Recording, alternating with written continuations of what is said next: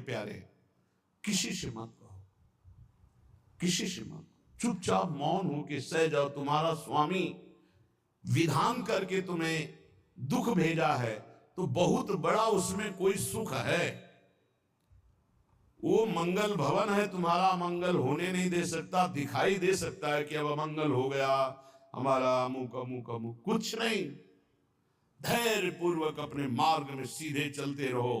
उसका विधान आया है, वो दुखद हो या सुखद, सुखद है तो हर्षित मत हो, दुखद है तो शोकित मत हो, आगे बढ़ो। देखो ये अध्यात्म है, ये कमर कस लो कि इस जन्म में मुझे इस भव समुद्र से पार होना ही है। ये जो कमजोर दिल के होते हैं ना, अनुकूलता जहां मिली तो बोले जब से हमने भक्ति शुरू की सब काम चकाचक बन रहे। ये भक्ति का फल नहीं है, भूल मत करना। ये तुम्हारे सुकृत चल रहे हैं इसलिए है। और जिस दिन दुष्कृत का फल आएगा उस दिन भक्ति करते हुए भी कदम रखना मुश्किल हो जाएगा, पग पग पर तुम्हें दुख मिलेगा। इस सिद्धांत को समझ लीजिए तो कभी आप निराश नहीं होंगे, शूरवीर होकर आगे बढ़ते रहेंगे। जो हमारी भक्ति ये नई फसल है, और इस फसल की जो आनंद वृत्ति है वो भगवदानंद है, ज्ञानानंद है, अखंडानंद है, प्रेमानंद है।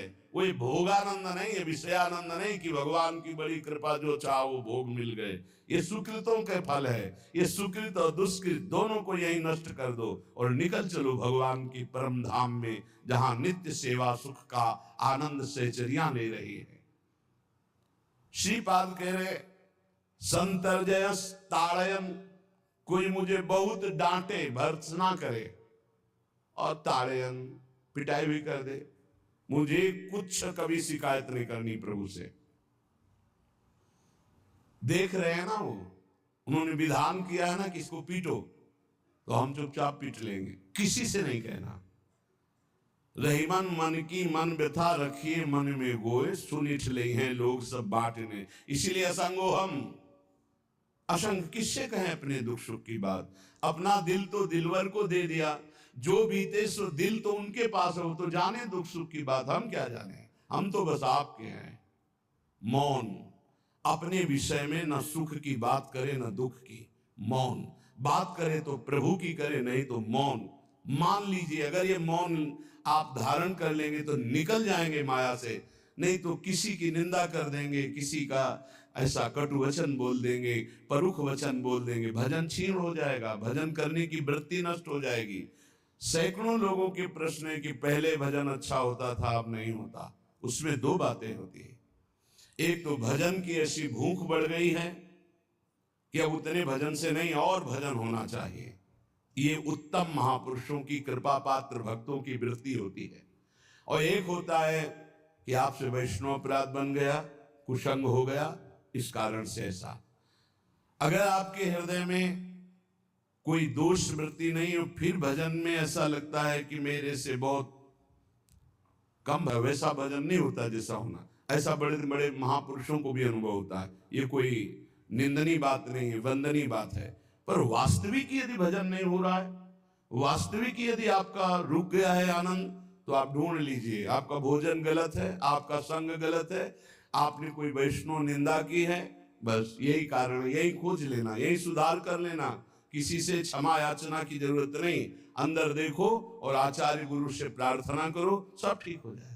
बड़े कृपालु हैं, जिन्होंने अपराधी मुझ जैसे को घसीटा तो अब अपराध बन जाएगा तो थोड़ी छोड़ देंगे वो। विश्वास कीजिए, उन्हीं से प्रार्थना कीजिए, नाथ यदि आपको अपराध मोचन कराना है तो भेज दीजिए मुझे उसके पास, या उसको बुला दीजिए, मैं पैर पकड़ लूं, हाथ जोड़ लूं यदि अपराध बन गया है। और यदि आप चाहें तो आप क्षमा कर दें, आगे से सावधान रहेंगे। बड़े कृपालु हैं प्रभु, क्षमा कर देते। भजन की वृत्ति को रुकना ये सहन मत कीजिए। समय नहीं है कि आज नहीं तो कल भजन चल पड़ेगा, नहीं, तुरंत वाचिक में आ जाइए, तुरंत वाणियों का गायन कीजिए, नाम कीर्तन कीजिए, ढूंढिए अपराध क्या बना जो आंतरिक हमारा भजन रुक गया, और प्रभु से प्रार्थना करके उसको चलवाइए। वो बड़े कृपालु है, क्षमा कर देंगे। अगर आपने प्रगट में किसी का अपराध किया और वो उपस्थित हो तो जाओ, उनके चरण पकड़ो, उनसे प्रार्थना करो। भजन का रुकना सहन मत करो। बहुत कठिन है भजन करके भगवत प्राप्ति करना। वो हमारे अंदर सरलता पूर्वक भजन चल रहा है, उसको बचाओ। किसी की निंदा मत करना, किसी की अवहेलना मत करना, तुम्हारी कोई निंदा करे, तुम्हारी अवहेलना करे, सह जाना, कह रहे हैं ईश्वर कह रहे हैं। संतर्जय ताड़यन बंधनन,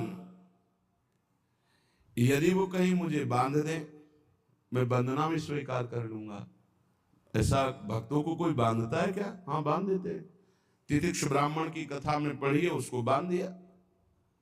एक सखी बहुत भजनानंदी थी, उसके परिवार के लोग रोज उसे पीटते थे और उसे बांध देते थे। सखूबाई नाम उसका सखी का था। एक सखी बहुत नागरीदास जी के संग में रहकर भजन की वृत्ति उच्च कोटि की सीखी थी, भागमती बाई। उनके पति ही उनके ऊपर सैया लगाकर नई नवीन रानी के साथ बैठते हुए ऐसा पिटाई करते, इतना कष्ट देते, पर वो उच्च कोटि की ऐसी महान भक्ता, परम सिद्ध बरसाने के जो वास करने वाले अपने नागरीदास जी थे, हरिवंश महाप्रभु के शरणागत, उनके सत्संग से ऐसी उच्च कोटि की दशा प्राप्त हुई, उसे कोई फर्क नहीं पड़ा। उसके कष्ट देने के लिए उसके ऊपर सैया लगाते, राजा थे, और नवीन रानी के साथ उसके ऊपर बैठते, उपद्रव करते, मारते पीटते, लेकिन वो सम रहती। संतर्जय ताड़यन बंधनन, शांत, वो देख रहा है, बस तुमको यही सोचना, वो देख रहा है, मेरा स्वामी देख रहा है। वो देखते हुए मौन है ना, वो चाह रहा है ना, तो तेरा किया मीठा लगे, बस बात समझ लो। इतना तो बहुत बड़ी वस्तु प्राप्त होगी, बहुत बड़ी।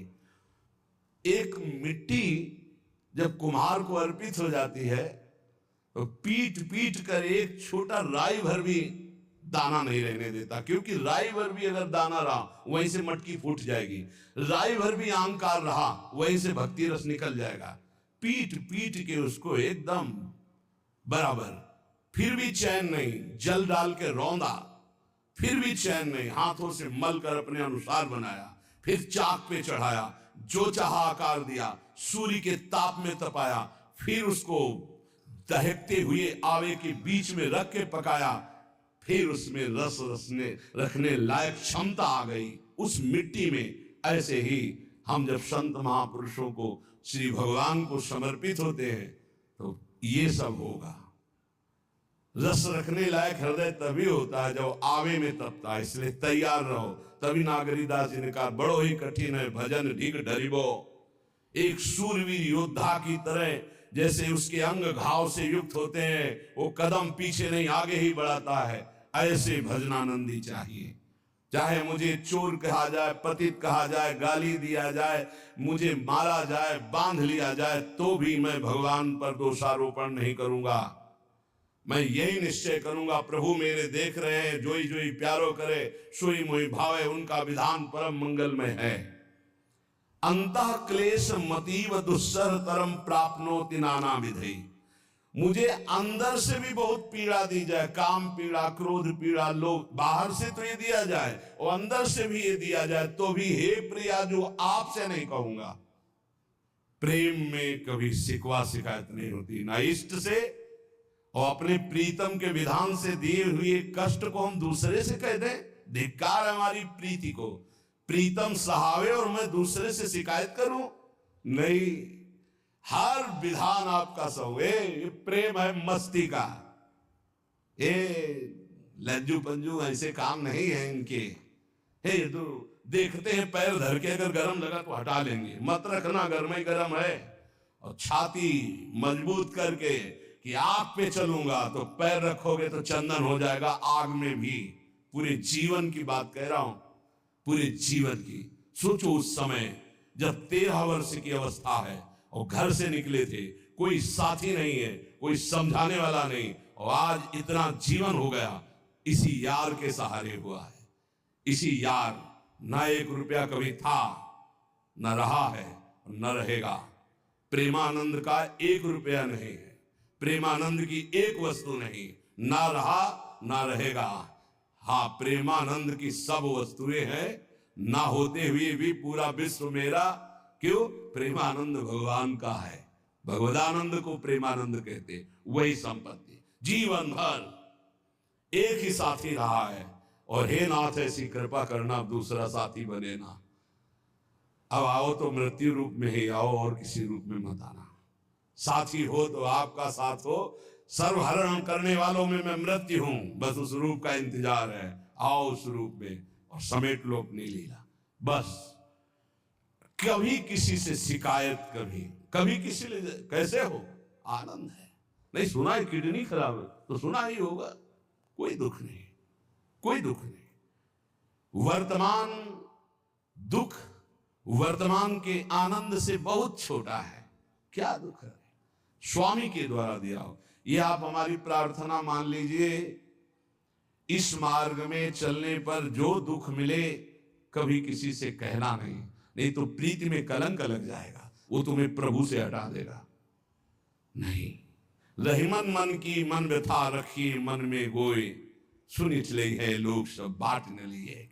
ये भगवत मार्ग शूरवीरों का मार्ग है। कभी अपनी अंतर व्यथा को किसी से मत कहो।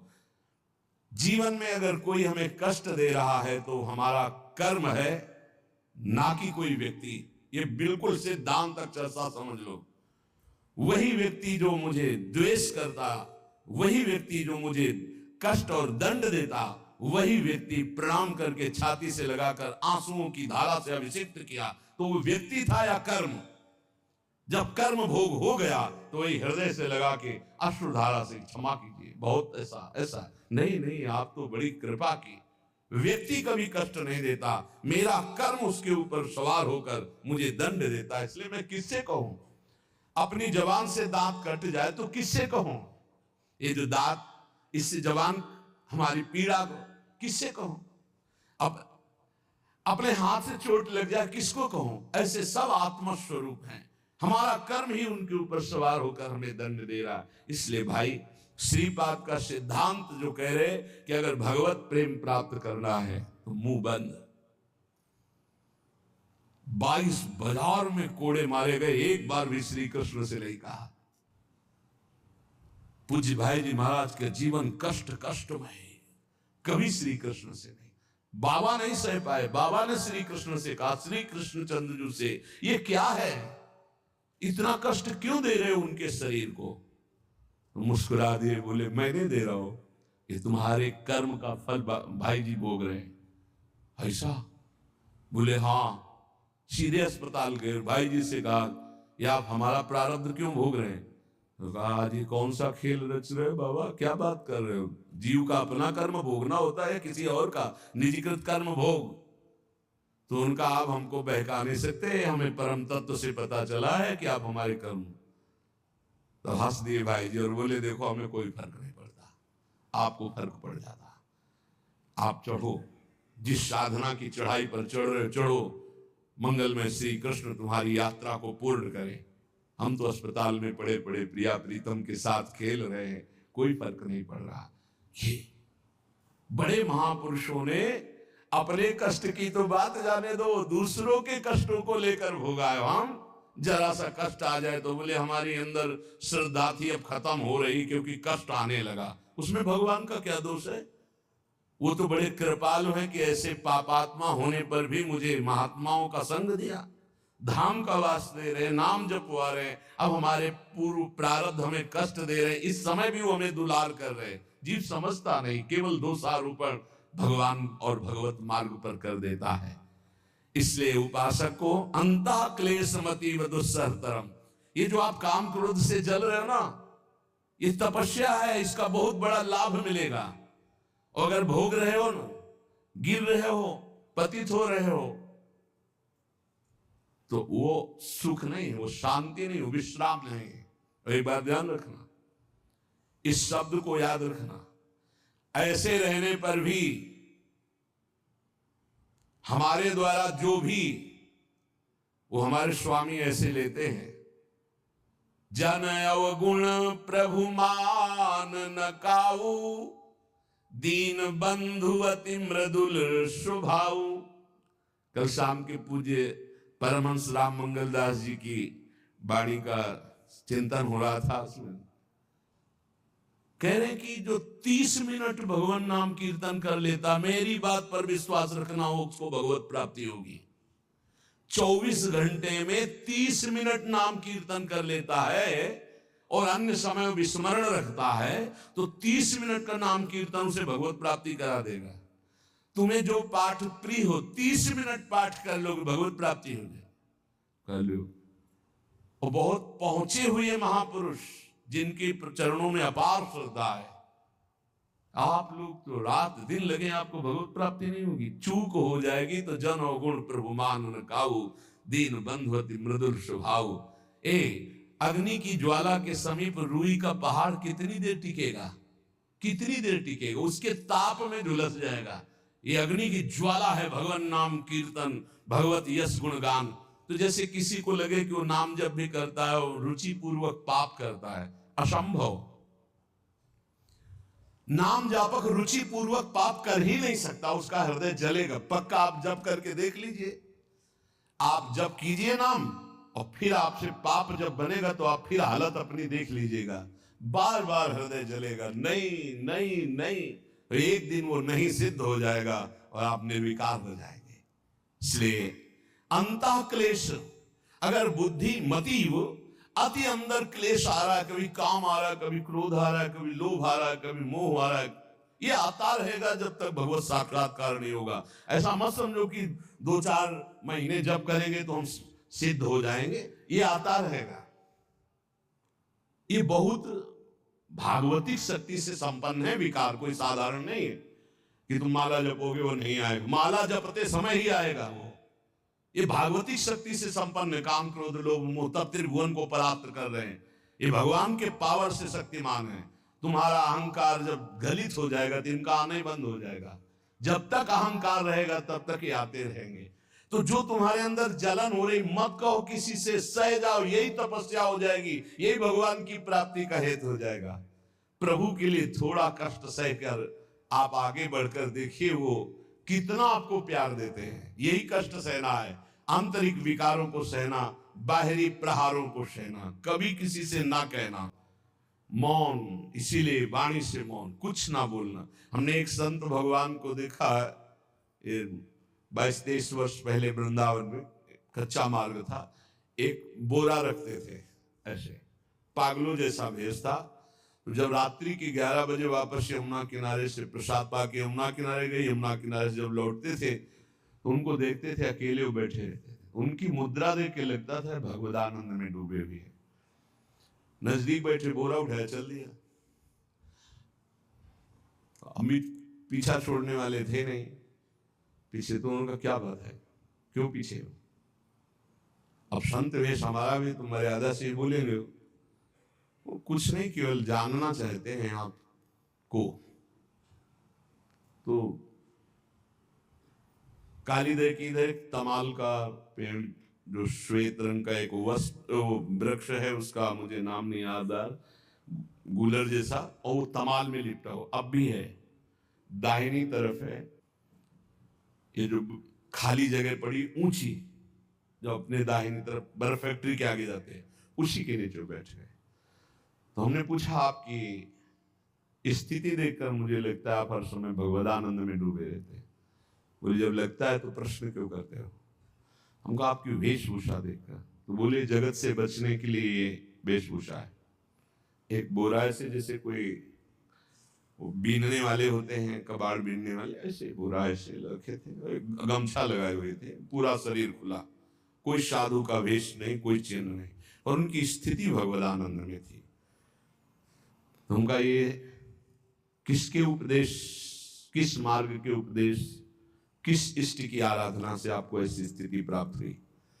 बोले प्रथम पूज्य श्री स्वामी राम सुखदास जी महाराज का सत्संग हुआ, इष्ट देव श्री कृष्ण, इष्ट ग्रंथ गीता, उसी की कृपा से मुझे ऐसा, मैं भारत के हर तीर्थों में वास करता हूँ, भ्रमण करता हूँ, असंग रहता हूँ, और यही वेशभूषा रहती है।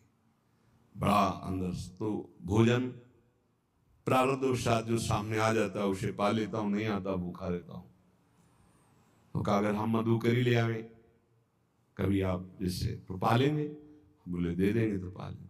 दूसरे दिन मधुकरी लेकर, तो रोज हमारी उनके चरणों में श्रद्धा, क्योंकि उनका रहना और चिंतन दोनों, रहनी और चिंतन बड़ी प्रशंसनीय। जो वीतराग परमहंस हो गया, अक्षर सा वैसे कुछ पास नहीं, केवल बोरा, वो नाटक के लिए बोरा कि कोई समझे कबाड़ मिलने वाला, और एक गमछाए से रंग बिरंगा, बस कुछ नहीं, कोई भागवती चिन्ह नहीं। एक दिन देखा वो पड़े मक्खियां भिन भिना रही, तो नजदीक गए, क्या हो? कहा चुप जाओ। इनका बोलिए ना।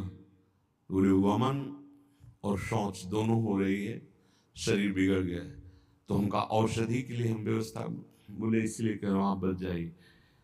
तो हमका हमें बता तो दीजिए क्यों नहीं? तो बोले आया हुआ प्रारब्ध है, इसको हंस के भोगना है। ऐसे कोने में साइड में ऐसे पेड़ के किनारे पड़े, 2-4-10 दिन जो भी व्यवस्था उनकी बनी, फिर वो हमको दर्शन नहीं मिले, अन्य तीर्थों में चले गए होंगे।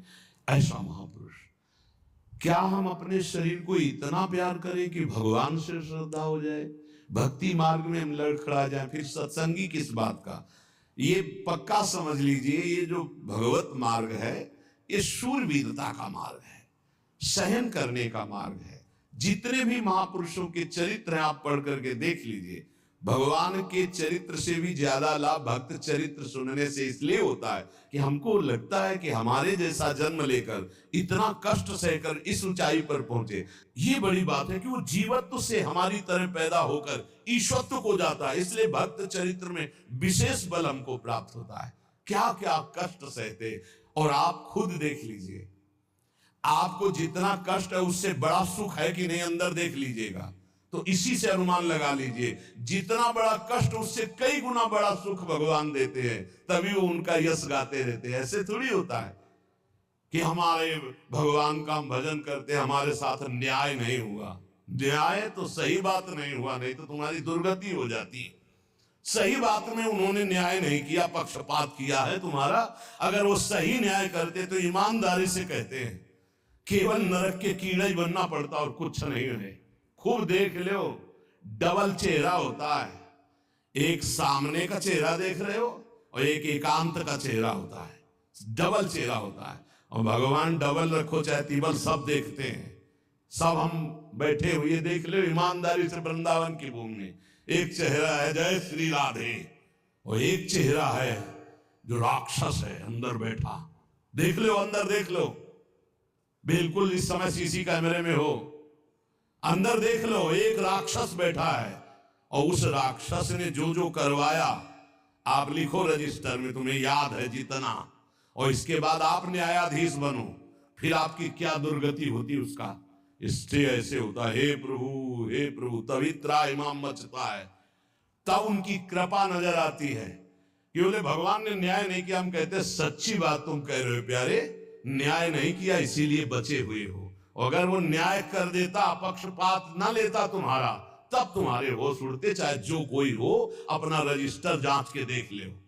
इसलिए कहते हैं कि सबकी जीवनी शुक्ल पक्ष की लिखी जाती है, कृष्ण पक्ष की तो केवल उसी की छाती जानती है, दूसरा नहीं। हृदय में जितने विकार, हृदय में जितना अंधकार, हृदय में जितना कूड़ा करकट, वो तो हम जानते हैं कि हमारी स्वामिनी की कृपा ने कितना निर्मल किया है। तब उनकी स्वामिनी जू मुझ जैसे अपराधी के अपराधों का विस्मरण करके आप ऐसी कृपा, तो आपको लगता है कि संतों की एक दैन्य भाषा होती नहीं। ईमानदारी से संत कभी झूठ नहीं बोलते। जैसे कह रहे कि मौसम कौन कुटिल खलकामी, तो अंतर ये होता है कि आंख में जैसे थोड़ा पड़े तो बहुत बुरा लगता है, और पीठ में इतना बड़ा तिनका चला जाए तो कुछ समझ में नहीं आता। संतों का हृदय आंख जैसा होता है, थोड़ी सी भी गलती में हाय हाय मच जाता है, धिक्कार है तुम्हारे जीवन को, अपने को तुम क्या समझते हो, क्या है तुम्हारे अंदर विचार। और जो मलिन अंतःकरण वाला था, भारी भारी पाप करके भी उसको पश्चाताप नहीं होता। संत जनों को एक पाप की जरा सी वृत्ति की आभास स्फुरना, वो पूरा पाप नजर आने लगता है उनको, क्योंकि इतना निर्मल हृदय होता है। तो सच्ची कहते हैं कि जैसे घोड़ों की लगाम पकड़े हुए श्री कृष्ण अर्जुन की बैठे हैं, ऐसे अपने भक्तों की लगाम पकड़कर बैठ जाते हैं, तो यात्रा अध्यात्म की ऊंचाई की चलती, किसी की सामर्थ्य नहीं। इसलिए सब भक्त ऐसे तो आपको मिलेंगे। जहां सामर्थ्य की बात है वहां केवल श्री भगवान की कृपा है। इसलिए बाहर की पीड़ा और अंतर की पीड़ा अपने प्रीतम के द्वारा दी हुई मानकर सह जाओ, तो आगे प्रीतम तुम्हारा स्वागत करने के लिए खड़े, पक्का समझ लेना, पक्का। और वो देंगे ये पीड़ा। क्यों देंगे? इसी पीड़ा में पता चलता है कि तुम्हारे मन की सुई किधर जा रही। प्रताप राय जी महाभागवत थे, बड़ा चरित्र है। उनके यहां एक व्यापार चलता था कुल परंपरा से कि आपको अगर रुपए की जरूरत है तो आप अपना स्वर्ण आभूषण या कुछ रख जाइए गिरवी और रुपया ले जाइए, और ब्याज से तो रुपया दे जाइए, अपने मूल गिरवी ले जाइए जो रख के गए हो। ये उनकी कुल परंपरा से था। तो उसी के आधार पर वो कुल परंपरागत कर्म कर रहे थे, निरंतर नाम जब भगवत आराधन में मगन। अब नाम जब भगवत आराधना और ईमानदारी से कार्य तो बड़ा सब खूब धन संपत्ति, बहुत आनंद और भक्तजनों के खूब भोजन होते, भंडारे होते। तो जो चिढ़ने वाले जलने वाले लोग हैं वो जलते थे कि करता तो ये कुछ है नहीं, खूब जय जय मच रही है चारों तरफ, इसको नष्ट किया जाए। ये किसने बीज बोया? अरे बोले दुष्ट स्वभाव ने। नहीं नहीं नहीं नहीं, भगवान ने। किनको उस्काया? डंडे को। क्यों? अब झंडा फहराओ मेरे भक्त के यश का। उनके हृदय में जलन हुई। वहां का काजी और मिल गए 3 लोग और उन्होंने कहा कि इसको नष्ट किया जाए। बोले बस आप सहयोग दो, नष्ट तो पक्का। बोले कैसे? बोले प्लान तो सब हमारा बन गया है। अब झोली में कंकड़ भरे, और प्रताप राय जी बेटी का ब्याह है, 10,000 मुद्रा चाहिए। बोले गिरवी? बोले है स्वर्ण मुद्राएं। और वो इतने ईमानदार विश्वास, बोले बॉक्स रखा रहता है उसी में रख दो, दस्तखत करो, 10,000 रुपए लो, ब्याज से दे जाना, अपना ले जाना। थोड़ी देर बाद दूसरा आया ऐसे, फिर तीसरा आया, वो तो उनका व्यापारी था। 5 दिन बाद वापस आया और काम बन गया, ब्याज सहित ये रुपए लो, हमारा आभूषण वापस करो। बोले जहां रख गए थे वैसे उठा लो। बाक्स से उठाया ऐसे। अरे देखो कितना नाटक करता है, माला जपता है, भगत बनता है, हमारे स्वर्ण आभूषण हटाकर कंकड़ पत्थर भर दिए। अब लोग तो आश्चर्यचकित हो रहे थे कि ये भगत जी तो ऐसे है नहीं। इतने में दूसरा आया, उसने भी वही नाटक शुरू। तीसरा आया, अब तो पक्का हो गया कि ये पाखंड करता है। लोगों की श्रद्धा को कपूर कहा गया है। कपूर ऐसे बाहर रखो ना तो उड़ जाता है ना, ऐसे ही श्रद्धा है। अगर उसको आप मजबूती, विश्वास की मजबूती में नहीं रखोगे तो श्रद्धा उड़ जाएगी। अब तो सब कहने लगे कि प्रताप राय तो बहुत ही पाखंडी निकला। अब हाहाकार मच गया। इसके बाद काजी, वो तो सब मिले हुए थे, काजी ने बादशाह के सामने बात पेश की। काजी के इशारे से बादशाह ने हुक्म दिया इनको बंदी बना लिया जाए, सारी संपत्ति जब्त कर ली जाए। अब राज सैनिक बंदी बना लिए प्रताप राय जी को, सारी संपत्ति जब्त होने लगी। तो उन्होंने अपनी पत्नी से इशारे से कहा ठाकुर जी लो, भाग जाओ अपने मायके, ठाकुर जी को बचाओ। ऐसी स्थिति में याद क्या है? ठाकुर जी को बचाओ, उनका भोग राग चलता रहेगा, हम तो जेल में कष्ट भोग लेंगे। ऐसा ही हुआ। वो पीछे की खिड़की से अपने ठाकुर जी को लेके सब तहस नहस हो गया। म्लेच्छ सेना साहब नष्ट भ्रष्ट कर दिया, बंदी बनाया, उनको ले गए, जेल में डाल दिया। कुछ लोगों ने कहा कि महाराज अभी ठाकुर जी अष्ट धातु के हैं, बहुत महंगे हैं, उनकी पत्नी इसीलिए लेके भाग गई है। मायके से पत्नी को भी बंदी बनाया, ठाकुर जी को भी संपत्ति के रूप में जब्त किया, और जहां संपत्ति थी वहां गोदाम में ठाकुर जी को ऐसे जैसे संपत्ति डाल दी वैसे डाल दी। जब पत्नी नजदीक हथकड़ी बेड़ियों के सहित, और वो तब एकांत जब हुए तो उनका प्रभु आज तक मैंने कभी आपसे मांगा नहीं और कोई शिकायत नहीं की, बस एक कष्ट है इस समय कि आपको गोदाम में डाल दिया गया है। हम प्राणों से अधिक आपको प्यार करते हैं और आपको भोग नहीं लगेगा, आपकी सेवा नहीं होगी, ये हम बर्दाश्त नहीं करेंगे। प्रभु कुछ उपाय करो जिससे आपकी सेवा, अगर हमें ये पता भी चल जाएगा कि आपको भोग लग रहा है तो आजीवन हम पति पत्नी को जेल में रखो, मुझे कोई कष्ट नहीं। प्रभु ये सब कुछ हुआ, मुझे कोई कष्ट नहीं, आपको भोग नहीं लगेगा, इस बात से मैं जीवित नहीं रह पाऊंगा। भगवान देर थोड़ी लगी युगल सरकार गलबैया दिए हुए, इस स्थिति में भी तुम्हें मेरी चिंता है? तुम्हें अपने अपमान की, अपनी संपत्ति जब्त की, अपने जेल की दुख की कोई चिंता नहीं, मेरी चिंता है। वही साक्षात्कार हुआ। अब तत्काल, अब वो तो चाबी बदलने वाले है ना, ज्ञानी मूढ़ न कोय, जस जय का रघुपत करे तस ताही क्षण होय, बोले भियसि महेश तब ज्ञानी मूढ़ न कोय। उस वहां का जमींदार जो था, उसने कहा ऐसा हो ही नहीं सकता, यह सब गलत है, पाखंड रचा गया है प्रताप राय जी के प्रति। बादशाह के सामने विरोध प्रकट कर दिया, नहीं सही जानकारी जांच हो। बादशाह ने उन तीनों को बुलाया और कहा फांसी पे चढ़ा देंगे यदि सही नहीं बोलोगे। सही सही बोल दिया कि उसमें हम सोना तो रखे ही नहीं था, कंकड़ रखे थे। काजी की ये सब बात थी। काजी को दंड दिया गया, तीनों को बंदी बना लिया गया, प्रताप राय जी को पूरा नुकसान सहित सब अर्थ दिया गया और बड़ा सम्मान किया गया। फिर जीवन, ये घटनाएं भक्तों के जीवन में आती है किस लिए?